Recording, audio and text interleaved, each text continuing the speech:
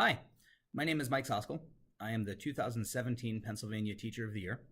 Last year, I was a top 10 finalist for the Global Teacher Prize, and I'm a 3rd through 5th grade science teacher here in northeastern Pennsylvania in the Wallenpaupack Area School District. I'd like to take a minute just to tell you some of the ways that we use Skype as a transformative learning tool in my science lab. You know, I've been using Skype for global collaboration with my classes for years, and perhaps one of the most impactful ways that we bring Skype into our classroom is through virtual field trips.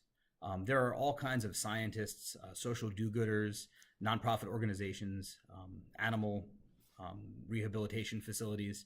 There are people all over the world who are willing to Skype into your classroom and share what they do and how they're using the content that your kids are learning in real life to solve problems around the world.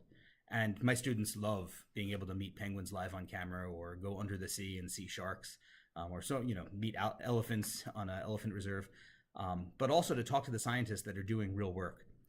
And in so many cases, that's inspired my students to get involved in trying to do good around the world, trying to join those scientists in helping their causes and save animals or save the planet in different ways, fight climate change. So connecting with scientists who are passionate in their field, their passion rubs off on my students. So virtual field trips are a great way to bring Skype into your classroom.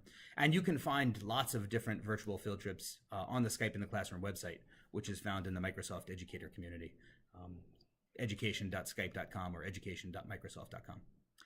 The other way that we've been able to use Skype transformatively in our classroom is through a game called Mystery Animal Skype. Many of you might be familiar with Mystery Skype, where kids from around the world try and guess each other's location using yes or no questions. But we've taken that a step further, and we've used that to learn animal classification. So your kids in your classroom and my kids in my science lab, each of them choose an animal, and we ask yes or no questions trying to figure out what animal the other class chose.